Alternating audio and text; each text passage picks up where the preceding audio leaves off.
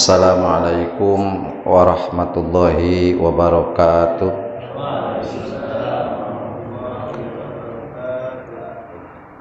Wa yajibu sareng wajib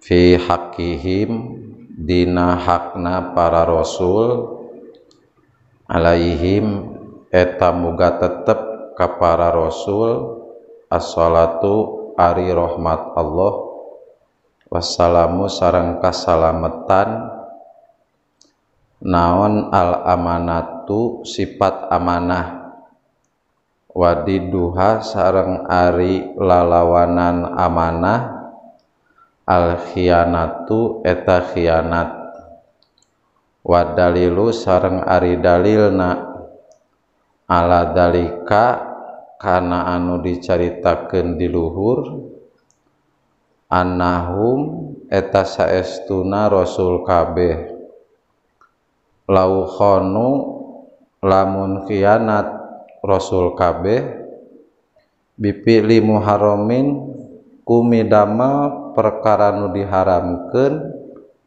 au makruhin atawa anu dimakruhkeun lakuna tah pasti bukti urang sarerea makmurina eta anu diparintah kabeh bimithli dzalika ku pantarna anu dicaritakeun walayasihu sareng teu sah naon anu maroyan diparentah urang sadaya bimuharramin kalian perkara nu haram au makruhin atawa anu makruh. Dalam pertemuan sebelumnya kita mengkaji sifat sidik. Sekarang tadi matanya sudah dibacakan teksnya. Sifat yang wajib di Rasul yang kedua itu adalah sifat amanah. Satu sidik ya kemarin, yang kedua amanah. Bentar. Amanah itu ada 3 tinjauan ya. 1 amanah menurut lugot, 2 menurut fikih, 3 menurut tauhid. Jadi yang menurut tauhid dulu di sini dijelaskan wahia hifdzu dzawahirihim wa bawatinihim minat talabusi bimanha anhu walau fi karahatin aw khilafil awla fahum maksumuna an jamil ma'asi al muta'alliqati bidhahiril badani kazina wasyarbil khamar. Yang dimaksud amanah menurut tinjauan tauhid dan menjadi sifat rasul adalah para rasul itu terjaga dari melakukan makruh atau haram. Simpelnya atau sederhananya yang dimaksud amanah menurut tauhid adalah para rasul, kelakuan, ucapan dan hati para rasul, bukan hanya Rasulullah Muhammad ya, tapi semua para rasul.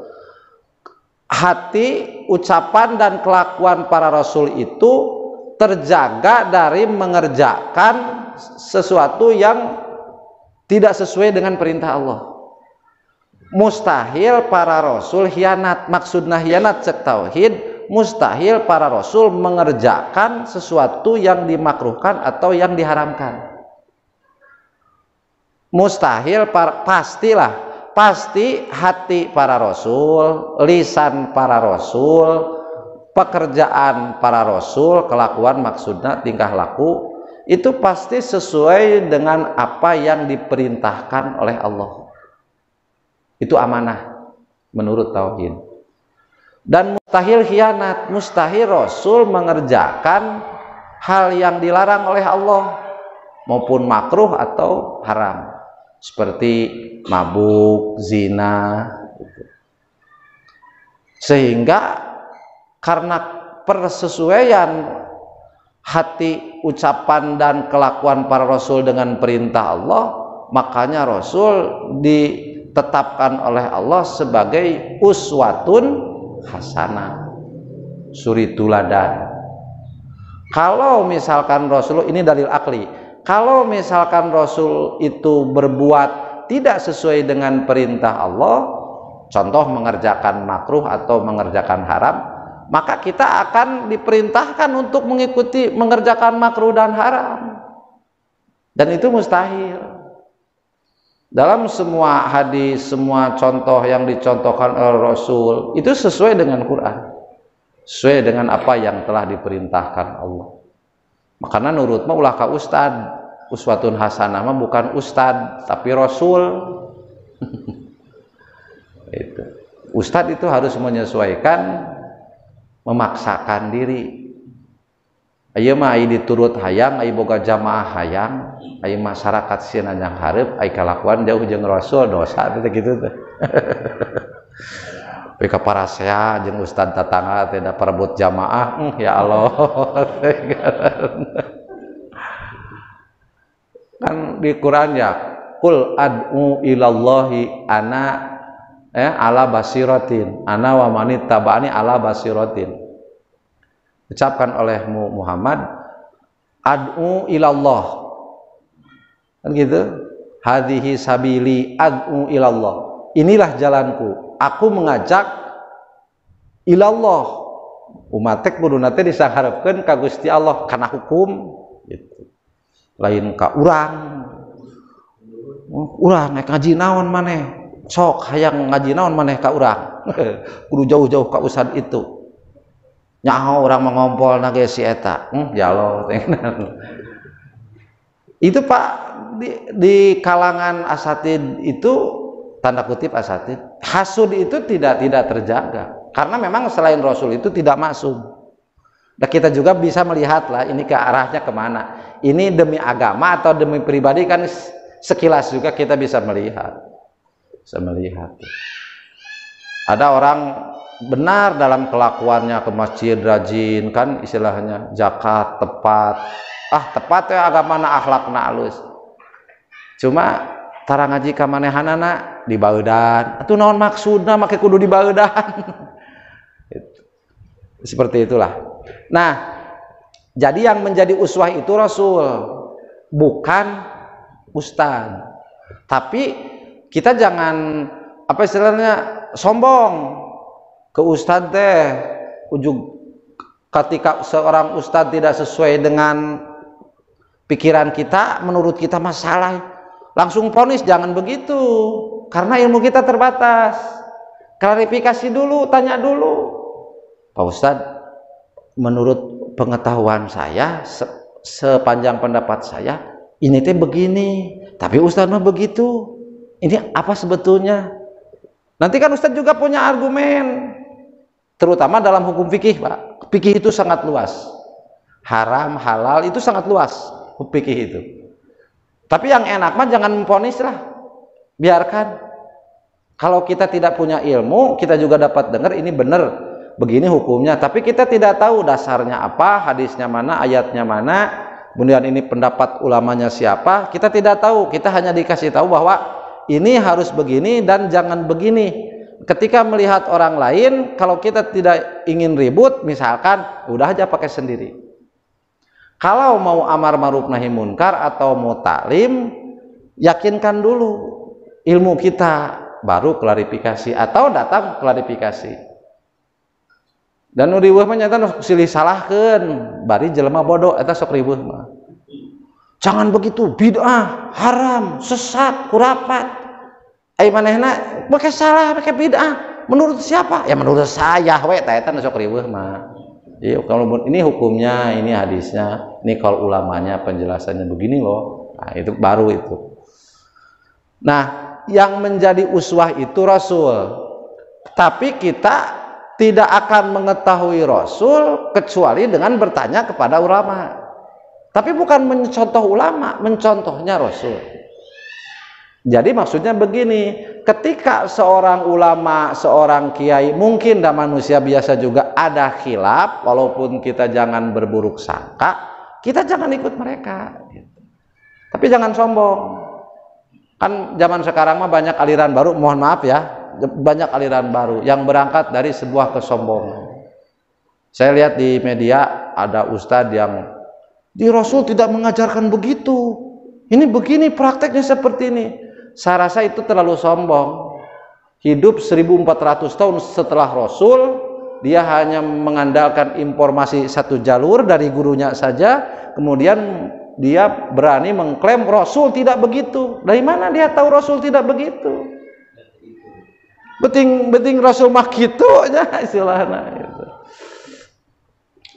Seperti perbedaan antara kunut saja. Riwayat Imam Abu Daud kan Rasul itu selalu kunut subuh. Kemudian Abu Sholih meriwayatkan Rasulullah kunutnya hanya sebulan berhenti. Mereka itu di kurun ketiga, Pak, atba'ut tabi'in, tidak melihat secara langsung, hanya mengandalkan berita. Imam Syafi'i ataupun Abu Sholih sama-sama, mereka itu sama-sama hanya mendapatkan berita, tidak mengalami.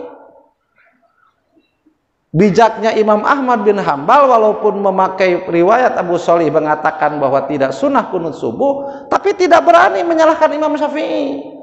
Itu di kitab Zuhud saya membaca riwayat ketika Imam Ahmad, kan Imam Ahmad itu murid Imam Syafi'i sebetulnya, ketika Imam Syafi'i telah wafat dan Imam Ahmad berziarah ke makom Imam Syafi'i, ke kuburannya maksudnya. Nah, di tempat itu orang-orang pada tahu bahwa ini Imam Ahmad ulama besar. Maka ketika sholat subuh didaulat menjadi imam.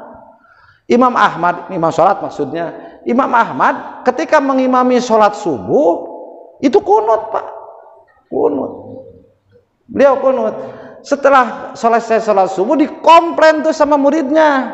Muncul orang mama, apa cek mama cana subuh tete sunat kunut. Gede mama kalah kunut gitu teu konsisten. Kira-kira beureun kitu nya. Ai teu konsisten mah bahasa kuring teh mah. Kira-kira mun zaman ayeuna kan menurut pendapat Anda bahwa subuh itu tidak sunat kunut. Tetapi mengapa Anda ketika menjadi imam di tempat ini Anda melakukan kunut subuh? Jawabnya Imam Ahmad bin Hambal itu simpel.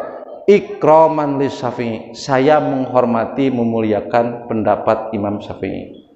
Jadi Imam Ahmad sanajan yakin, dia yakin dengan keputusannya, tapi dia tidak yakin bahwa itulah keputusan yang benar dan keputusan Imam Syafi'i tidak yakin. Karena apa?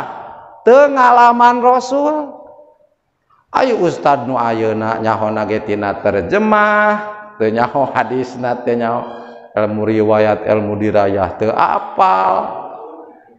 Gena-gena YouTube terjemah ling Arab gundul cenah. Urang mah teu bisa Arab gundul mah.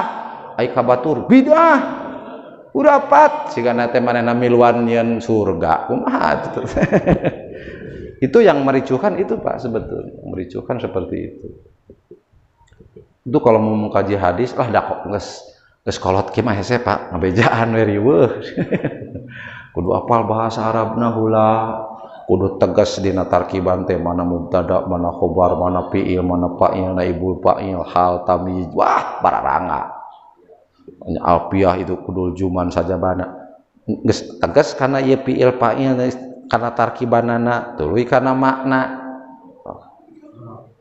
Sorobna asal kalimahna itu isim fa'il, isim maf'ul, masdar, sulasi, rubai, majid, mujarrad, bangga. Itu baru bahasa Arab. Kalau mau mengkaji hadis ada lagi ilmu dirayah dan ilmu riwayah. Apal rijalul hadisna, apa rijalul hadis teh? Ini kan hadis sahih itu ya yang syaratnya banyak. Yang diantaranya dalam hadis itu ilmu hadis riwayah ya. Siapa yang meriwayatkan, kemudian sanadnya mutasil sambung atau tidak. Itu untuk kategori hadis sahih. Nah, kemudian person rawi ini orang per orang yang meriwayatkan disebut rijalul hadis. Itu yang paling sulit rijalul hadis. Saya bertanya kepada guru saya di pesantren dulu, kitab apa yang khusus membahas kitab rijalul hadis? Tidak punya katanya. Tidak ada. Jadi rijalul hadis itu terselip riwayatnya dalam Ibanatul Ahkam dan sebagainya. Setelah orang mah meningiri ke guru orang, ngiringin ke guru orang anu tos kapercaya ku urang. Dumuk kayak meureun kana neraka ge bareng sararea ngabring. Kira-kira lain geus kumaha deui? Nurut ka ulama henteu, ka rasul teu nyaho, nya komo kitu mah lapur pameureunan. Itu mah lapur komo. Itu kembali lagi ya. Jadi amanah di para rasul itu menurut tinjauan tauhid adalah hati, ucap dan paripnon, tingkah laku rasul itu pasti bersesuaian dengan perintah Allah. Mustahil para rasul hatinya atau ucapan atau kelakuannya itu bertentangan atau menyelisihi perintah Allah. Mustahil rasul melakukan hal yang makruh atau haram. Mustahil itu. Nah, itu adalah amanah disebutnya. Cek tauhid. Nah, kemudian tinjauan hukum syara, Allah mewajibkan kita juga harus seperti itu. Harus menyesuaikan, memaksakan diri supaya hati, ucapan dan langkah kelakuan kita itu sesuai dengan perintah Allah. Mun bisa mah boro-boro kana haram, kana makruh ge entong. Wajib hukum nanti itu. Ai Rasul mah paripawasna kitu nya pasti da dimaksum, dijaga. Kan ai salianti Rasul mah urang boro-boro makruh, haram ge di paju wae gitu. Model mubah kan hukum fikih teh nya wajib, sunat, mubah, makruh, haram kan gitu. Tak anu eta mah haram, makruh, mubah mah kan dikerjakan atau ditinggalkan sama saja. Tidak mendapat pahala, tidak mendapat dosa. Nah, untuk para rasul mah melakukan mubah itu hukumnya wajib. Wajib itu. Karena apa? Karena rasul mah uswah tadi. Wajib memberi contoh, ini mubah. Wajib rasul. Nah, model puntennya sunat duha.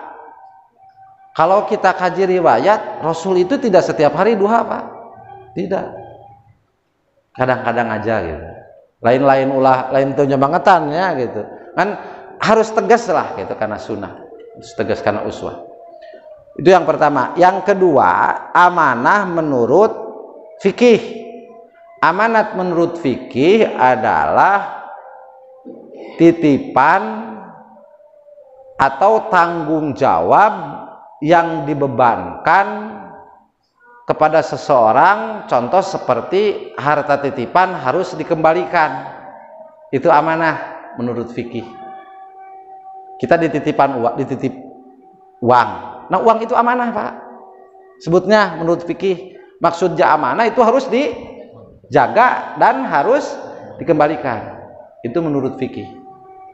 Khianat menurut fikih tidak amanah ketika punya titipan tidak ditanggung jawab. Pihapean duitnya lain namahan kalah ngurangan. Jadi pihapean omongan mah namahan. Yang ketiga, amanah menurut lugot bahasa. Jadi amanat menurut lugot mah orang yang dipercaya, orang yang mendapat kepercayaan. Lebih umum menurut lugot mah bisa kena dina barang hade, bisa kena dina barang goreng. Tapi amanah sebutnya teh. Dipercayalah. Khianat menurut lugot itu culas umumnya. Bapak rek nyanung mawa tetangga, ya tetangga perjanjian tong nyahoan nukolot kan gitu. Aya siap cek nu dibawa teh. Begitu beres acara balik ka imah tanya ku pamajikan nukolot tetangga teh, geus di mana bieu jeung bapak budak? Ieu cenah tos ninghalian taneuh cenah itu. Amanah apa teh? Amanah itu. Kapercaya ya, dipercaya ya si tetangga. Sing lian taneuh cenah rek aya nu meuli neangan taneuh keur nyieun pabrik. Padahal tos neangan sawah. Itu garapeun. Ora. Lamun misalkan begitu ditanya, tas di mana jeung bapak budak bieu? Tas di tos naon sih hayo? Jawab sing jujur. Etaan betul tah. Nah berarti hianat teh. Karena kepercayaan iya culas tong ajak si eta lamun rek megawe perkara anu rahasia si eta masuk culas sok teu bisa dipercaya tah teu bisa dipercaya teh teu amanah tapi amanahna ceuk lugot eta mah gitu sanes amanah dina tauhid ieu sanes gitu ceuk lugot amanah ceuk fikih ceuk lugot jeung amanah ceuk tauhid di rasul mah aya sadayana rasul tara khianat ceuk lugot culas rasul tara rasul tara non istilahna tidak bertanggung jawab terhadap barang titipan tara rasul itu sangat amanah sok bapak baca di sejarah hijrah ketika Rasulullah hijrah itu wah ramai pokoknya mah tapi intinya begini Sayyidina Ali kan di luar sudah dikepung ya oleh wakil-wakil kabilah Arab itu yang 70 pemuda itu Rasul itu menyuruh Sayyidina Ali untuk menggantikan beliau tidur di kasur Rasul dan memakai selimut Rasul. Sayyidina Ali siap saja kan gitu. Nah, di antara penyebab Sayyidina Ali tidak dibawa ikut serta pada saat itu, Rasul kan hanya berdua dengan Sayyidina Abu Bakar. Itu di antara faktornya, Pak. Kenapa Sayyidina Ali tidak diajak bareng hijrah ke Madinah dan 3 hari kemudian baru menyusul? Karena di rumah Rasul itu banyak titipan, banyak barang-barang titipan milik siapa? Bukan milik muslimin, karena muslimin sudah hijrah, milik orang-orang kafir. Itu Sayyidina Ali yang ditugaskan untuk mengembalikan titipan-titipan itu. Saya jadi pelajaran. Itu selama Rasul di Mekah, Rasul itu belum pernah memarahi orang tidak sholat. Belum, Pak. Hanya tauhid ya. Dan walaupun berbeda keyakinan, berbeda keyakinan lah. Dengan orang-orang kafir itu biasa, Pak. Ajaran toleransinya di situ. Urang makan jeung tatangga beda kunut teu kunut ge geus pabaeud-baeudna ge geus sabaraha taun teh patanya. Tibang peda urang masuk tahlil manehna tara. Kan gitu. Rasul tidak, Pak, tidak. Dan bukti bahwa Rasul amanah al-amin orang yang dipercaya itu orang-orang kafir itu menitipkan barang berharga itu di rumah Rasulullah SAW. Sok baca sejarah. Nah setelah selesai dikembalikan titipan-titipan tersebut, barulah Imam Ali itu menyusul ke Madinah. Oh ditenggelan heula harita ge begitu kan waktu Rasul mau keluar itu membaca ayat surat Yasin ya, wa ja'alna min baini aydihim saddaw wa min khalfihim saddaw fa absyainahum wa hum la yubsirun. Beliau mengambil tanah kan pasir diawurkeun gitu kan. Nah sarare we kabeh teh cenah gitu dina eta sejarah makan.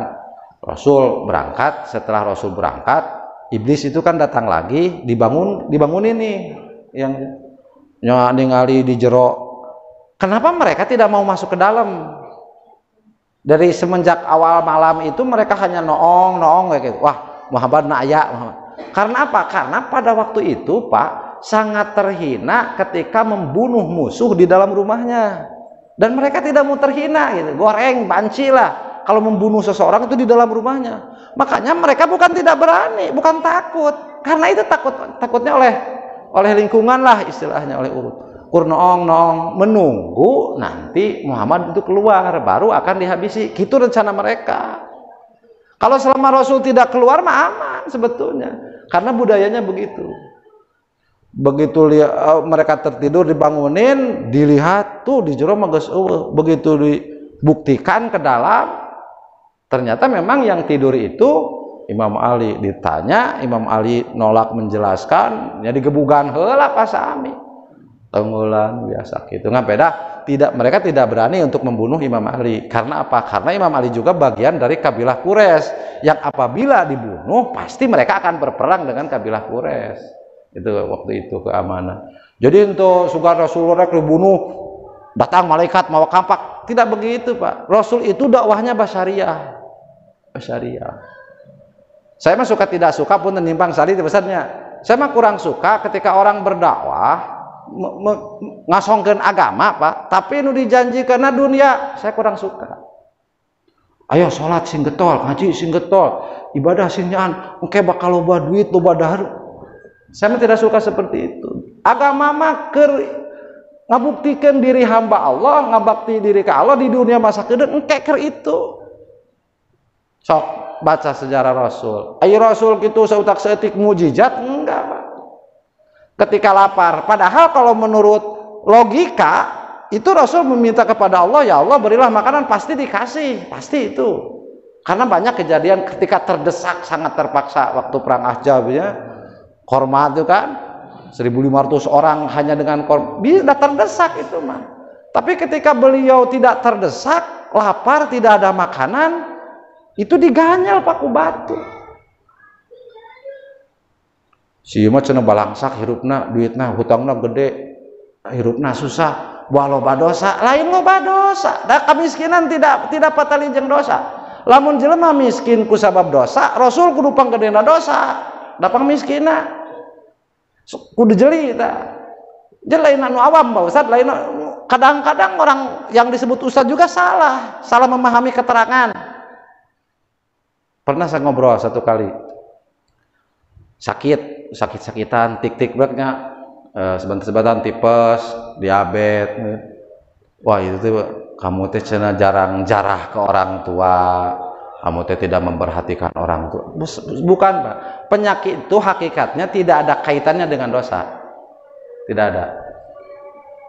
Kalau memang penyakit itu berkaitan dengan dosa, sakit itu dikarenakan banyak dosa, harusnya Nabi Ayub yang paling gede dosa. Sakitnya 18 tahun, segede kumaha dosana. Tapi kan bukan, sakit itu ujian. Bisa jadi nikmat ketika kita sakit mampu bersabar dan terus mengingat Allah, itu nikmat sebetulnya. Tapi sulit kalau kita mendakwahkan agama asli. Ini agama, kamu akan dirahmati Allah, kamu akan selamat di dunia, selamat di akhirat. Ini agama, tidak ada jaminan kaya, tidak ada. Sulit mendakwahkan begitu. Kiai dan ulama itu akan banyak jamaah ketika ulama itu menawarkan, hayang laku dagang baca salawat sakieu, hayang beunghar loba duit baca amalan ieu, kakarak loba jamaah. Ai nu ngajak bener-bener ibadah ka Allah mah sanu daek atuh hese. Sok hese mah laku makis gitu. Resikonya seperti itu. Tapi kan salah Pak ketika kita salah ketika kita menawarkan tidak sesuai apa dengan yang ditawarkan oleh Rasul. Maksudnya kumaha tumurun ripuh beragama teh bukan. Jaminan rahmat Allah itu bukan hanya berbentuk harta, bukan. Bisa jadi dalam sudut kebahagiaan masih lebih berbahagia orang yang tidak punya apa-apa. Ketika dia ridho, dia sadar, dia merasa cukup daripada orang kaya tapi dia tidak merasa cukup. Masih kena berbahagia, lamun ngitung bahagia. Kalau janji Allah orang beriman kepada Allah lalakum tuflihun bahagia, itu pasti Pak, pasti itu. Tidak ada jaminan kaya kan, tidak ada. Sok wa may yattaqillah yaj'al lahu makhrajan, kan begitu. Allah itu ketika orang yang bertakwa kepada Allah yaj'al lahu makhrajan, dia akan diberi jalan keluar. Itu mah yakin. Setiap kesulitan ada jalan keluar yang maslahat. Wa yarzuqhu min haitsu la yahtasib, akan diberikan rizki dari jalan yang tidak disangka-sangka. Apakah itu kekayaan? Bukan, rizki. Nabi Sulaiman kaya. Orang muslim, orang yang beribadah, kalau diberikan kekayaan oleh Allah itu bisa saja. Tapi jangan begini, ada ulama kaya misalkan ya, kiai kaya, wah berarti ibadahnya hebat. Tidak Pak, bukan masalah ibadah. Allahu yarzuqu may yasha.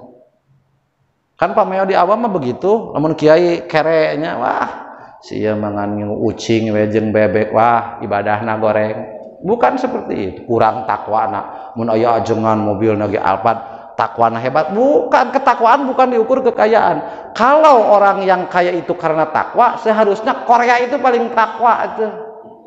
Sok nu baroga pabrik di dia kitu, sunatan ge hanteu bara-bara salat. Lain, tidak ada kaitan itu, tidak ada kaitan. Gitu, kade sok sebal da sim kuring mah, wacana meureun maneh mah tara tahajud. Hormanya tahajud keur ngala duit tuh ka pabrik hayang duit mah lain tahajud. Sok salah wae. Kan kitu Pak Ustaz. Sok urang cenah loba hutang Ustaznya kudu maca naon, lain maca naon, usaha loba hutang mah bayar. baca naon atau ibadah teh keur dunia wungkulnya meureun ai bawaeun ke mana sok ngabodor lain moal mungkin bisa wae ada bismillah ge bisa ngapung bejana kolot baheula amanya Allah mah ada kawasa tapi jangan begitu nanti ketika kita waktu kembali kepada Allah apa yang akan kita bawa kalau agama ini hanya untuk urusan duniawi saja. Wa may yuridul ajilata ajalna lahu fiha man nasha. Siapa orang yang menginginkan balasan dengan instan, cepat sekarang, kami cepatkan balasan. Tapi di akhirat malah rugi di akhirat. Nah, kembali lagi ya tadi yang berbeting mengkol. Nah, kesimpulan lah langsung. Jadi kita harus meyakini bahwa pasti para rasul itu amanah. Amanah itu apa menurut tauhid? Hati, perasaan maksudnya hati, ucapan, tingkah laku rasul itu pasti sesuai dengan apa yang diperintahkan oleh Allah. Mustahil rasul melakukan atau mengerjakan apa yang dimakruhkan, apa yang diharamkan oleh Allah. Itu rasul semua pasti rasul berada dalam amanah itu. Mustahil khianat. Nah, amanat itu kalau menurut fikih adalah titipan yang harus dijaga, yang harus dikembalikan. Kalau menurut bahasa, amanah itu adalah orang yang mendapat kepercayaan. Jabatan misalkannya, jabatan jadi ketua RT itu amanah sebetulnya. Mungkin ada pertanyaan? Cukuplah ya. Jamaah yang dimuliakan Allah tentulah mengkaji sifat amanah bukan hanya kita harus mengetahui dan meyakini tetapi lebih jauh kita juga harus mengikuti, harus mempunyai sifat amanah. Masya Allah ini sifat yang sangat sulit sebetulnya. Di dalam kitab Muhtalal Hadis kitab Tanqihul Qaul la dina liman la amanatalah. Itu amanah bukan menurut tauhid tapi menurut fikih. Tidak beragama orang yang tidak bisa dipercaya. Dijadikan RT sih makalah motong bansos. Tete percaya tete. Di lurah kalakan duit APBD ge eueuh. Geus jadi naon ge si ieu mah. Jadi DKM koropak laleungitan kumaha ieu teh. Jadi ahli hikmah, jadi dukun kalah cabul seperupa mah tidak amanah itu. Itu tidak beragama sebetulnya menurut tidak sempurna mungkinlah agamanya. Mudah-mudahan sedikit banyaknya ada yang dapat dipahami dan bermanfaat. Mudah-mudahan pengajian ini dibarengi dengan hidayah Allah dapat menambah keimanan kita semua. Terima kasih atas segala perhatian. Mohon maaf atas kesalahan dan kekurangan. Wallahul muwaffiq ila aqwamit thoriq wa afu minkum. Assalamualaikum warahmatullahi wabarakatuh. Waalaikumsalam warahmatullahi wabarakatuh.